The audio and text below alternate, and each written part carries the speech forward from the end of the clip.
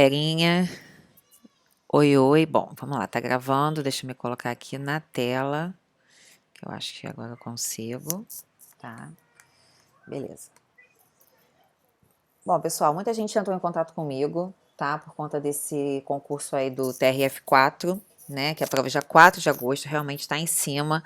O canal tá um pouco parado, eu tô trabalhando em outro lugar, eu tô meio sobrecarregada, tô com um filho pequeno, então realmente o tempo tá pequeno, tá? Mas a gente vai ver o que a gente consegue fazer aí para ajudar vocês. Eu recebi a prova com alguns estudos de caso, falando de segurança de dignitários, basicamente. Viu o edital do TRF4, viu que o estudo de caso vai ser de segurança de dignitários e de gerenciamento de crise. Então, muita gente falando, fala de gerenciamento de crise.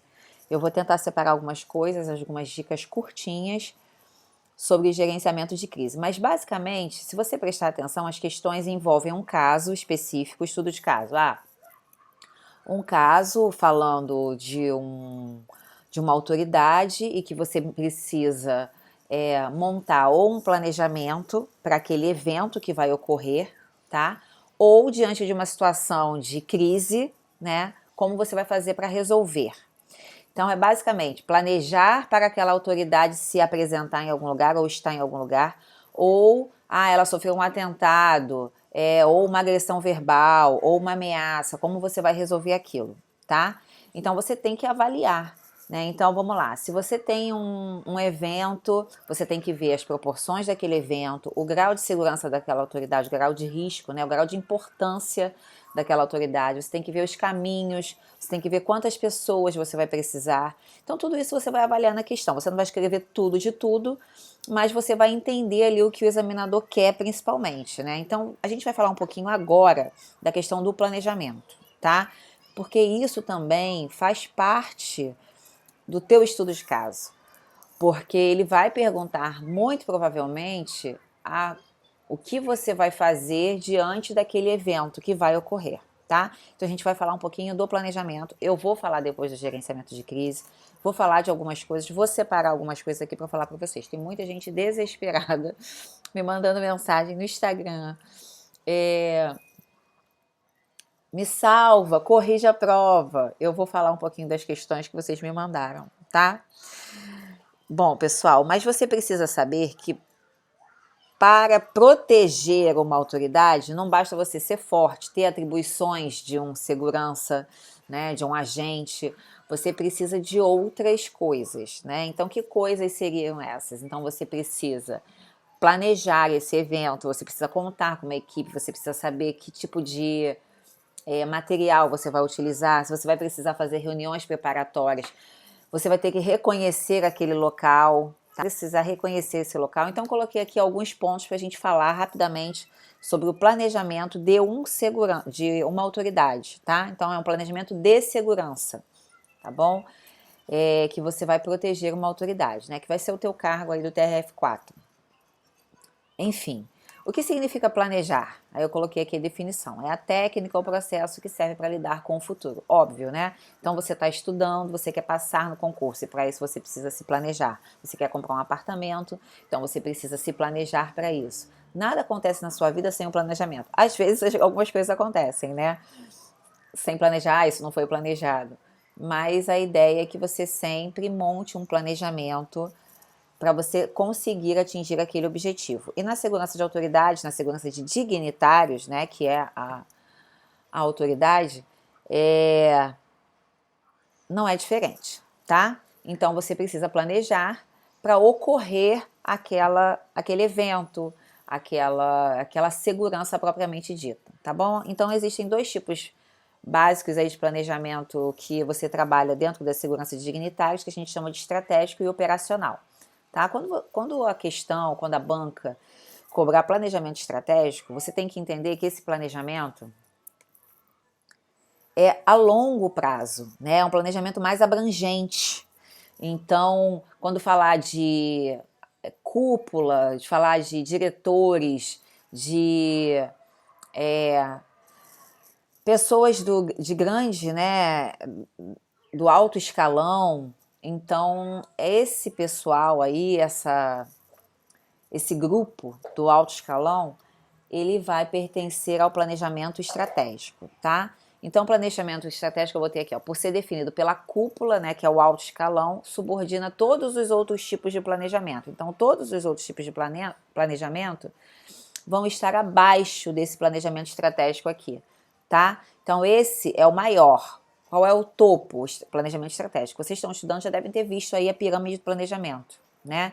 Então, você tem lá o planejamento estratégico, tático e operacional, tá? Aqui dentro de segurança, a gente vai falar só do estratégico e do operacional, tá bom? Mas você tem a pirâmide e lá no topo temos o planejamento estratégico, no meio tático e abaixo na base da pirâmide você tem o planejamento operacional aí, tá bom? Bom, nesse planejamento que é longo prazo, tá? Seria longo prazo.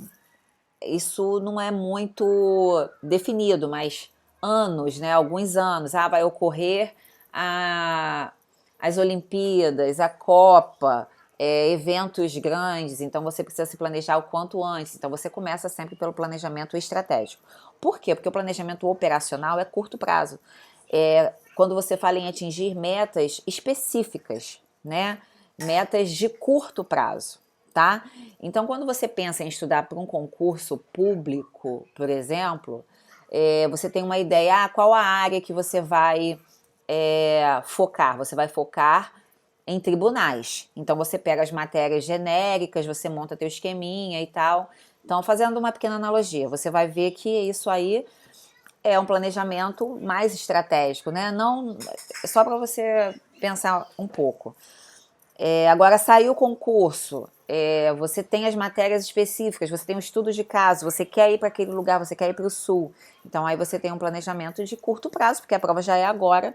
Então, você tem que se planejar quantas horas por dia você vai estudar. Então, é uma meta mais específica, tá? Quando você fala, vou estudar para tribunais,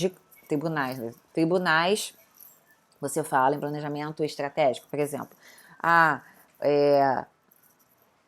O TRF4, planejamento operacional, tá? Então, é só para você saber diferenciar isso na questão, porque na segurança de dignitários você precisa disso. Você precisa do planejamento estratégico e do operacional, tá bom?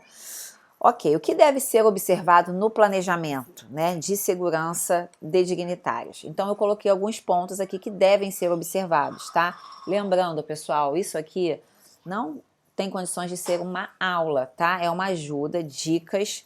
Eu tive um retorno muito bom, eu quero agradecer muito a galera que se inscreveu no canal. A gente está com quase 1.500 inscritos no canal.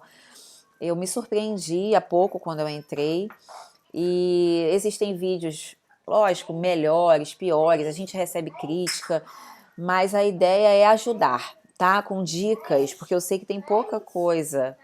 Você tá vendo aqui, vocês estão ouvindo meu filho pedindo mais, mas daqui a pouco eu atendo ele. Filho, vamos terminar aqui. Olha só. Então, olha aqui, o que deve ser observado dentro do planejamento de segurança, tá? Então, você tem que olhar o grau de risco. O grau de risco do quê?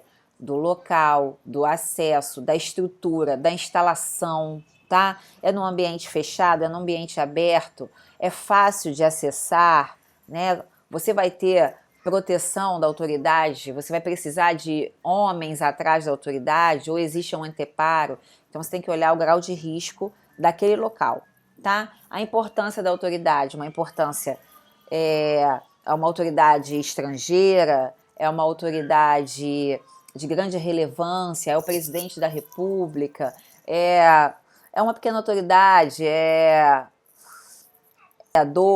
não estou dizendo que seja pequeno, né? Mas assim, tem que ver qual o grau de importância que aquele dignitário tem dentro do contexto, né? Isso depende muito da tua conjuntura política atual ou da socioeconômica, enfim. Então, isso tem que ser avaliado, tá? A importância da autoridade. Você vai fazer a análise de risco, tá? Essa é uma matéria específica, uma matéria difícil que cai no teu concurso. Então, você tem que ver as questões de ameaça, vulnerabilidade, tá bom? Então, você tem que fazer a análise de risco nesse planejamento, reconhecer as vulnerabilidades, que são as fragilidades, eu acho que eu já fiz um vídeo sobre isso, levantamento de dados, tá? Então, quantas pessoas estarão neste evento é um exemplo. Existe estacionamento para todas as viaturas, a gente vai ter que fazer algum tipo de deslocamento a pé, você pode fazer entrevistas com algumas pessoas daquele local, tá bom? Então, levantamento de dados, tudo isso para subsidiar o planejamento. Vai ver os itinerários, é óbvio, né? Você vai ver se esse deslocamento vai ocorrer a pé ou se vai ser através de transporte, vai utilizar veículos, quantas viaturas, tá? Quantos veículos você vai utilizar. Bom, nesse itinerário você tem que olhar ponto crítico, né, que é o ponto de risco, ponto de fuga, ponto de apoio. Você vai ver alguns itinerários principais, alternativos e eventuais. Acho que também já fiz um vídeo sobre isso, mas você tem que avaliar um itinerário principal. Caso você não consiga utilizar esse itinerário principal, você tem que utilizar o alternativo e o eventual, tá? Vai solicitar material, fazer o credenciamento da equipe, vai precisar de quantas armas de fogo, vai precisar de arma longa, arma curta, colete, tudo isso está dentro de planejamento operacional, tá? Que são metas específicas, tá? São coisas menores. Reuniões de preparação, né, com os partícipes e treinamento, tá? Eu coloquei alguns pontos aqui que podem ser relevantes, inclusive para você responder as questões de estudo de caso. Se você olhar as questões de estudo de caso que já caíram em provas, você pode ver que algumas coisas aqui você já pode colocar lá, tá? Todo mundo tem muito medo do estudo de caso, mas se você tiver o conhecimento para a prova objetiva, se você estiver seguro quanto a isso, você vai conseguir responder o estudo de caso numa boa, tá? Você vai ver o que você vai avaliar. Você precisa verificar as instalações, o itinerário, você vai ver as equipes, aí você vai falar das equipes lá dentro de segurança dignitária, precursora, você vai precisar da ostensiva, tá? Então, tudo isso você pode colocar na sua questão de estudos de caso. Aí quando fala, tá, eu ouvi uma questão que fala de ameaça verbal, tá? Eu vou comentar isso aqui em outra situação, que o vídeo fica muito longo, mas você tem que pensar no uso progressivo da força, tá? Você só pode responder à agressão de forma proporcional e razoável, tá? Então, você vai... Uma vez eu vi uma questão que falava o dignitário estava sendo atingido por ovos da população. E aí perguntava qual era o procedimento do segurança, né? Então, a resposta era abrir um guarda-chuva e proteger aquele dignitário dos ovos. Então, assim, parece meio ridículo, mas é proporcional, né? Então, aquele dignitário, ele está sendo... ele está recebendo ovos, né? Ele está... me fugiu até aqui como eu posso falar. Ele está sendo atingido por ovos, tá? Então, porra, a galera tá lá jogando uma quantidade X de ovos nele e você precisa proteger aquele dignitário. É razoável você atirar? É razoável você dar choque? É razoável você jogar ovos também na população? Então, assim, o mais razoável ali, dentro da questão que era objetiva, era abrir um guarda-chuva, proteger a autoridade daqueles ovos e retirar aquela autoridade com segurança, tá? Então, tudo isso tem que ser avaliado, tá bom, pessoal? O vídeo já tá com 13 minutos, é só mais uma dica. Eu aceito sugestões, tá? Eu sei que a galera tá querendo que eu resolva aí as questões de estudo de caso, eu vou falar um pouquinho delas, mas aceito sugestões, porque já tem alguns vídeos no canal e eu preciso que vocês me digam, Suzana, fala um pouquinho sobre isso, tá? Lembrando que é sempre curtinho, tá? Não tenho PDF, não tenho apostila, infelizmente, tá bom? Então é isso, galera. Bons estudos aí para todos.